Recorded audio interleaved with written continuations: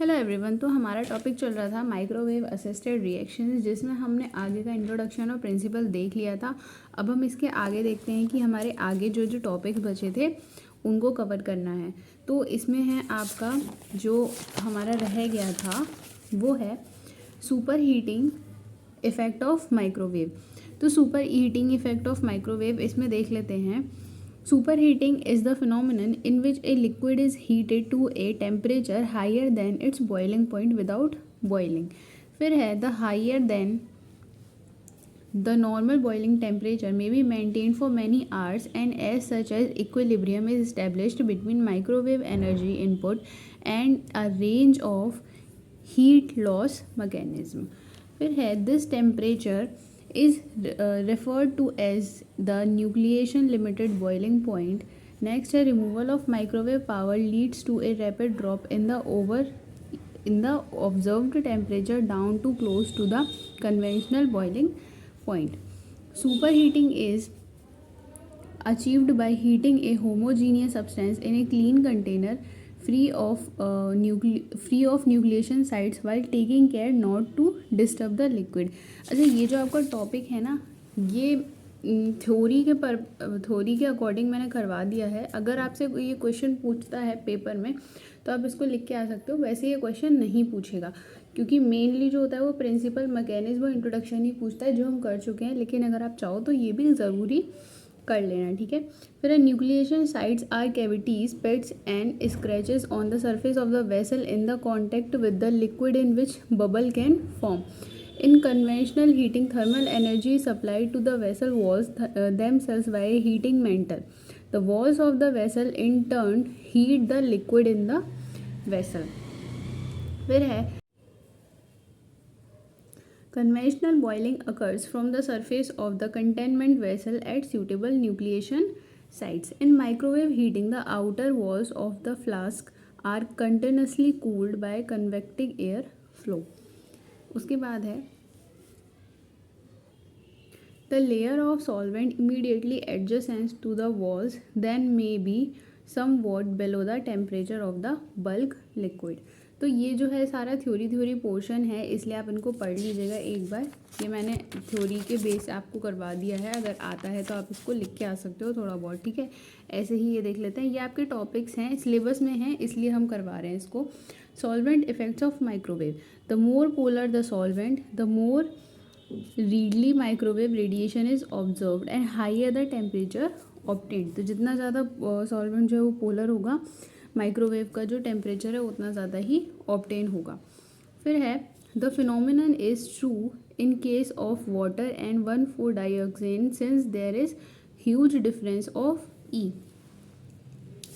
However, if two solvents with comparable A such as ethanol and acetone are heated as the same radiation power and for the same period of time, the final temperature in ethanol will be much higher than in acetone.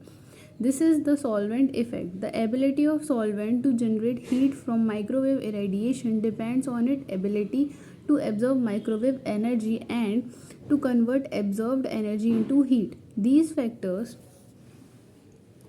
factors may be considered using the loss angle which is expressed as. इस equation को आपको लिख के आना है। फिर यहाँ इन्होंने समझाया हुआ है कि ई डैश और ई डबल डैश आपका क्या रिप्रेजेंट कर रहा है, ठीक है। अब इस चीज़ को एक बार देख लीजिए। और ये जो नोट्स है ना, वो आपको एक टेलीग्राम चैनल है, जो मैं लिंक आपको नीचे शेयर कर दूँगी। टेलीग्राम चैनल पे आपको इन सब के नोट्स मिल जाएंगे, पीडीएफ मिल जाएंगी, तो वहाँ से जाके चेक कर सकते हो। पहले की जो यूनिट्स हम 2 कंप्लीट कर चुके हैं, उसके भी नोट्स आपको वहीं मिल जाएंगे, तो आप उस टेलीग्राम चैनल पर जाके देख लीजिएगा। अब देख लेते हैं microwave technology in process optimisation. तो microwave technology plays a significant role in process optimisation by enabling faster and more efficient reactions and material processing compared to conventional method. This is achieved through rapid and uniform heating, often leading to higher fields and purity in various applications. Here are some examples. पहला है chemical synthesis and reactions. Faster reaction time, improved yield and purity, lower reaction temperature and enhanced selectivity. दूसरा है materials processing, इसमें है sintering and calcination, drying and heat treatment, material modification. Next है process optimisation strategies, इसमें है experimental design, फिर है kinetic studies and next है प्रोसेस आइडेंटिफिकेशन। अब देखते हैं अगला एग्जांपल्स ऑफ एप्लीकेशंस। तो microwave assisted extraction, microwave assisted transesterification और फिर है माइक्रोवेव असिस्टेड सिंटरिंग। अब इसकी एप्लीकेशंस देख लेते हैं, जो कि एप्लीकेशन भी पूछता है, तो एप्लीकेशन को आप अच्छे से कर लीजिएगा। एप्लीकेशंस भी आप अगर इसमें एक भी लिखाते हो तो भी आपका पूरा मार्क्स हो जाएगा। जो हमने पहले अलग से दिखाया था आपको, अलग से आपके लिए जो बनाए थे पेपर के लिए, वो वाला और ये एप्लीकेशन, तो आपका जो पूरे मार्क्स का क्वेश्चन है वो पूरा हो जाएगा। ठीक है, तो देख लेते हैं एप्लीकेशन में क्या है। सिंथेसिस ऑफ 5 मेंबर्ड रिंग, इसमें हम देखते हैं सिंथेसिस ऑफ पायराजोल। तो इसमें क्या होगा, कैसे सिंथेसिस होगी। Classical Paul-Knorr cyclization of 1,4-diketones to give pyrols is dramatically speeded up under microwave irradiation। ये इसकी रिएक्शंस है, ये आप देख लीजिएगा इसमें। ठीक है, ये एग्जाम्पल के लिए आपको बना के आना है।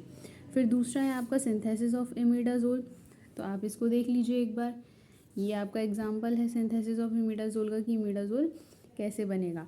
एल्डिहाइड फिर डाईकीटोन, इसका हम रिएक्शन कराएंगे तो हमें क्या मिलेगा, इमिडाजोल। इसके बाद है नेक्स्ट एग्जांपल हमारा सिंथेसिस ऑफ ट्राईएजोल। तो ट्राईएजोल का भी देख लीजिए कैसे बनेगा। आपको preparation of 1 to 4 triazole using microwaves. तो ये आपका ट्राईएजोल है और ये इसमें हम माइक्रोवेव यूज़ करके करें। अगर हम कन्वेंशनल टेक्निक से यूज़ करेंगे तो कितना टाइम लगेगा, 60 मिनट, और अगर माइक्रोवेव से यूज़ करेंगे तो 10 मिनट। फिर है सिंथेसिस ऑफ डाईहाइड्रोपायरिडीन्स, इसका देख लीजिए कैसे बनेगा। ठीक है, ये एग्जांपल आप लिख लीजिएगा। अगर हम इसको माइक्रोवेव से करेंगे तो हमें कितना टाइम लगेगा, 10 से 15 मिनट, और कन्वेंशनल से करेंगे तो 12 घंटे। फिर है synthesis of polycyclic 6 membered rings, इसमें हम सिंथेसिस ऑफ क्विनोलॉइंस देखेंगे। तो क्विनोलॉइंस की जो सिंथेसिस है वो ये रही। अगर हम माइक्रोवेव यूज़ करते हैं तो माइक्रोवेव में हमें कितना ईल्ड मिल रहा है, 80 to 87%, लेकिन कन्वेंशनल में क्या हो रहा है, लो ईल्ड हो रहा है। ठीक है, मतलब जो हमारा प्रोडक्ट बनेगा वो माइक्रोवेव में ज़्यादा बन रहा है लेकिन कन्वेंशनल में कम होगा। तो ये आपका जो माइक्रोवेव असिस्टेड रिएक्शंस हैं वो कंप्लीट हो गई हैं।